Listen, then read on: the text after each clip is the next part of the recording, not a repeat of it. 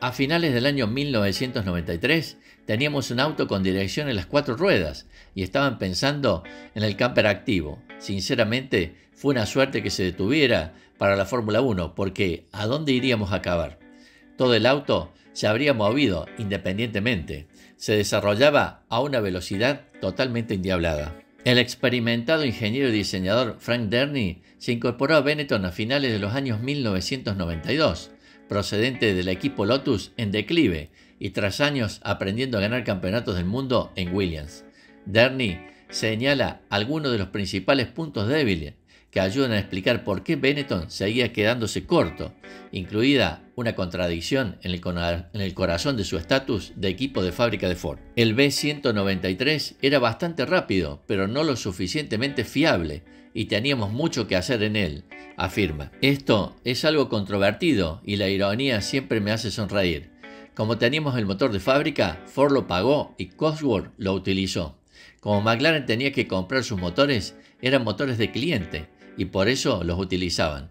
Ahora Cosworth había dicho a Ford que cualquier tipo de control de tracción que implicara la sincronización del encendido era arriesgado en la fiabilidad del motor, por lo que Benetton no se le permitió tal sistema. El sistema de control de tracción de Cosworth implicaba un actuador que realmente cerraba físicamente los barriles del acelerador. No era electrónico, era lento y nunca funcionaba muy bien. En cambio, McLaren, como era propietario de sus motores, utilizaba sus propios sistemas electrónicos TAC y tenía un sistema de control de tracción muy sofisticado que utilizaba retardación y corte de chispa que funcionaba muy bien con el motor. Siempre decían a todo el mundo que nosotros teníamos el mejor motor, pero en realidad ellos tenían un motor más apto para competir. Rory Vine solía referirse a Cosworth como el partido conservador. Eran muy conservadores y no se tomaban riesgos con el motor. Pat Symonds coincide. La forma en que Renault y todos los demás controlaban la tracción era cortando las chispas. Las ruedas empiezan a girar, cortan las chispas e instantáneamente pierdes potencia. Cosworth, por su parte, insistió en que no se podía hacer eso porque se rompería el motor y no nos dejaron hacerlo. Así que el nuestro funcionaba con un poco de sincronización del encendido y un poco de control del acelerador. No era muy bueno en absoluto. Por su parte, McLaren tenía motores de cliente. Así que si Cosworth decía no lo hagas, no hacían caso alguno. También tenían una división de electrónica muy buena, así que tenían un control de tracción mucho mejor que el nuestro. Cosas así eran muy frustrantes. Una disputa política entre Benetton y McLaren, alimentada inevitablemente por Senna, coloreó los primeros meses de la temporada, cuando el cliente exigió la paridad de Cosworth en los motores. La rencilla, como la describe Simon, se había enconado desde 1984, cuando McLaren impidió que Michelin suministrara lo mejor de sus neumáticos a lo que entonces era Toleman. Ahora, la bota estaba en otro pie, pero como argumenta Simons, la paridad de motores era una especie de pista falsa cuando McLaren tenía una electrónica muy superior y la libertad de utilizarla. Al principio del año, como éramos el equipo oficial, teníamos el último motor y McLaren lo consiguió después que nosotros, recuerda. Al poco tiempo tenían los mismos motores que nosotros, lo que no me importaba, pero planteaba cuestiones de suministro. ¿Tenían buenos motores o se estaban apresurando a construir motores nuevos porque habían subido de categoría y ahora necesitaban construirlos para nosotros y para McLaren? Recuerdo que Tom Walkinshaw dijo que McLaren solo conseguiría los mismos motores que nosotros por encima de su cadáver, pero no se murió cuando los consiguieron en ese momento. Más allá de los motores y la electrónica, Derny también argumenta que Benetton simplemente no estaba aún del todo cocinado como equipo de primera línea. Yo comparaba ganar el campeonato del mundo con escalar una montaña, explica. La primera parte es prácticamente un precipicio vertical, que se llama tener un auto muy rápido. El acantilado varía de un invierno a otro en cuanto a la nieve y al tiempo, que es el cambio de las reglas. Y una vez que has encontrado una ruta, no siempre es la mejor, porque algo seguramente cambia. En una subida tan difícil que casi nadie ha llegado a la cima del acantilado y casi todo el mundo en el automovilismo piensa que si ha llegado a la cima, lo ha conseguido.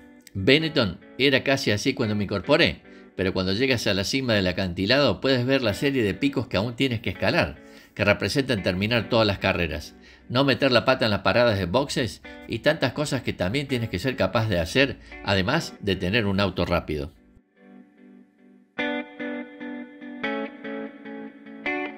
lo que podía ofrecer era eso, el hecho de que tener un auto rápido no era suficiente. Necesitábamos terminar las carreras, hacer que el auto fuera manejable, y las cosas que no hacíamos bien, empezábamos a hacerlas bien. Yo no contribuí mucho al potencial del auto, porque esa era etapa de Rory, pero creo que contribuí mucho a sacar la mayor parte de ese potencial en las pistas de carreras, que es en lo que estoy más o menos especializado. Es increíble la cantidad de autos que corren sin estar cerca de sus reglajes óptimos. Reclutado por Ross Brawn, que había trabajado a sus órdenes durante su aprendizaje en Williams, Derny añade: mi aportación era un poco anticuada. Hoy no lo necesitan. Me aseguré de que el auto acabara la carrera. No importa lo rápido que sea si no termina. Benetton se había concentrado demasiado hasta mi llegada en hacer una vuelta rápida en un solo test. Pero aunque el equipo aún no funcionaba como debía, la mezcla empezaba a madurar. Más allá del equipo de carreras, se impulsó un nuevo y lucrativo acuerdo de patrocinio con la marca de tabaco japonesa Mill 7 para sustituir a Camel, que se dirigía a la salida de la Fórmula 1 a final de la temporada. Y el equipo respondió rápidamente a la provisión electrónica para 1994. Simons afirma que la atención se centró en el B194, con el que Schumacher llevaría al equipo a la gloria al año siguiente. El único sistema que siguió desarrollando fue la dirección en las 4 ruedas, que solo se utilizó en la última carrera de la temporada. El piloto de pruebas Alan McNish recuerda haber pasado 43 días desarrollando la electrónica, imagínese hoy en día, y fue testigo de la evolución de una nueva superpotencia. Rory, Ross y Pat eran los cerebros de la ingeniería, dice el escocés, que entonces tenía tan solo 23 años. Todos empujaban de forma enorme, todos tenían esa energía positiva, un equipo joven que quizás no estaba tan establecido en la Fórmula 1 como algunos de la competencia, pero querían probar el champán por primera vez. Estaban ansiosos, eran agresivos y tenían un propósito. Incluso si no tenían los activos totales de los demás, tenían un estilo diferente de energía que los llevó a avanzar. Y en la última instancia, tenían a Michael Schumacher, que no tardó en rendir. Aún éramos un equipo bastante joven y no estábamos del todo compenetrados, admite Simons. Lo que la gente suele subestimar en un equipo es la continuidad. Williams y McLaren eran equipos bastante consolidados y sabían cómo ganar, pero nosotros aún estábamos aprendiendo. En 1994 y 1995 ya lo sabíamos. En toda su historia, el equipo corrió a un total de 260 carreras, logrando 102 podios, 27 victorias, 15 pole positions y 36 vueltas rápidas.